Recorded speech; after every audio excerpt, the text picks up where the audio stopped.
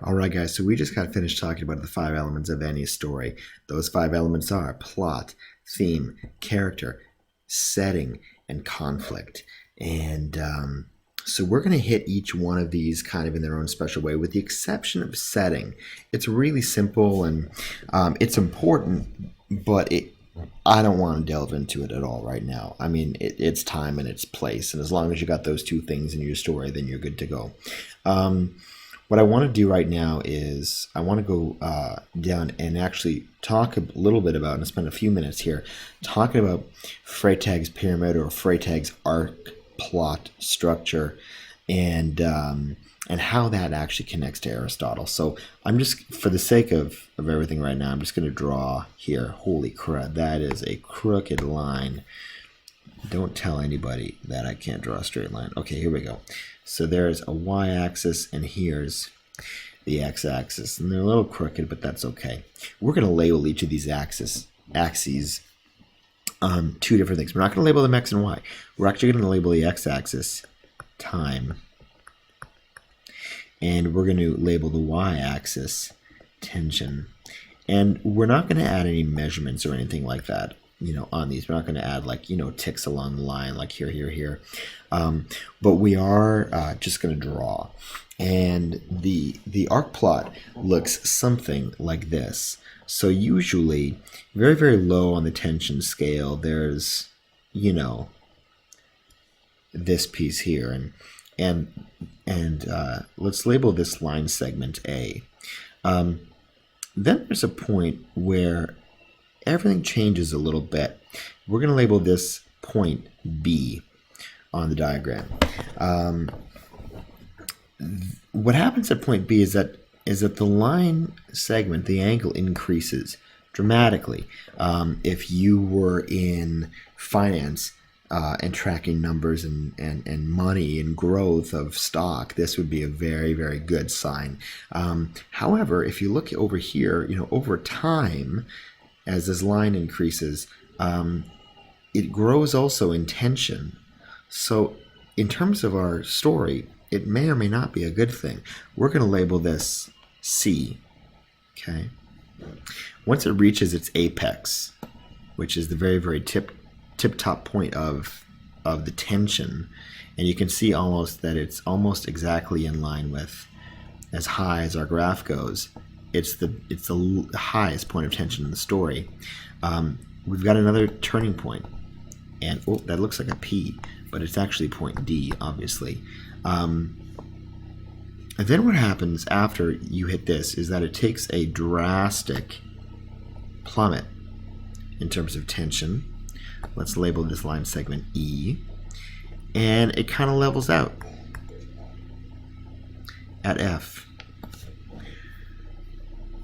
So what we've got going on here is, this is what is called Freytag's pyramid.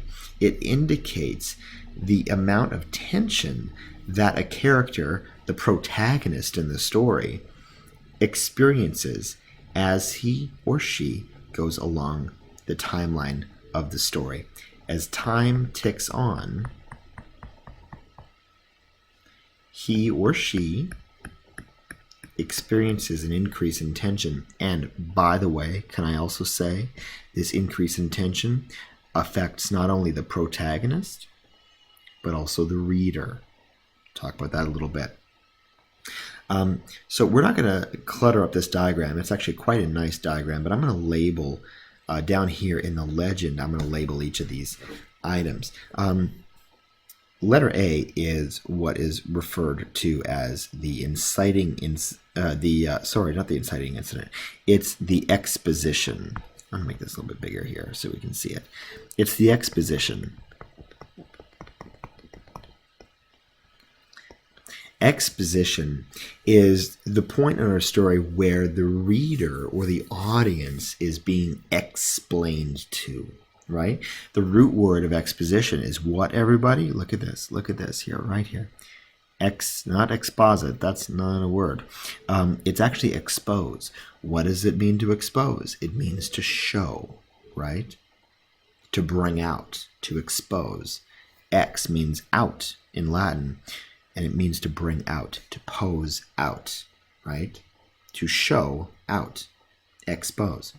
So that's what we're talking about here. It means to show the reader what real life is, what's happening in terms of the character's real life, okay? Point B on this line is really important. It is one of the most important parts of the story, and it's the turning point for the character. It is called the inciting incident. Wow, I spelled that wrong. Please don't tell Harms. She will not let me live this down. Inciting incident. This is kind of the point of no return.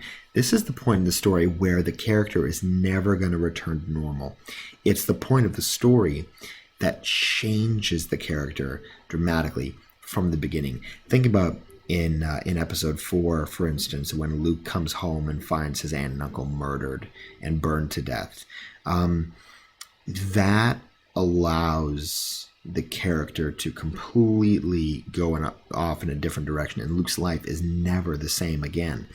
This is the point in that story that changes everything.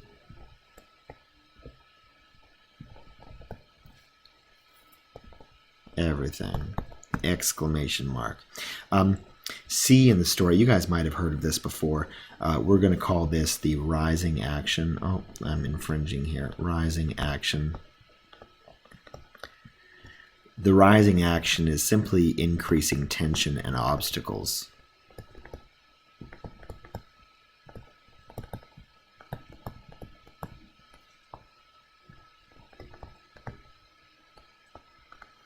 And this is always posed to our protagonist.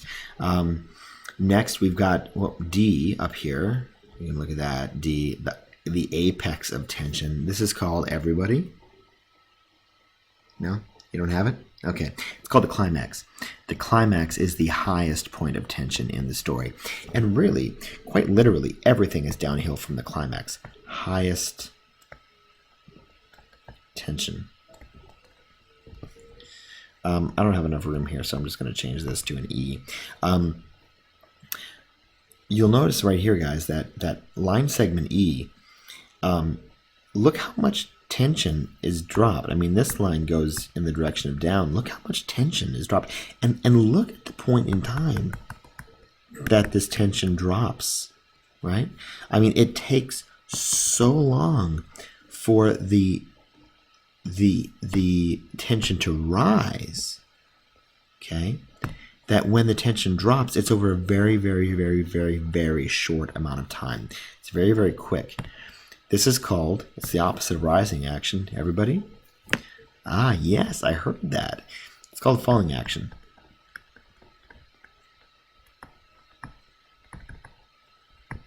It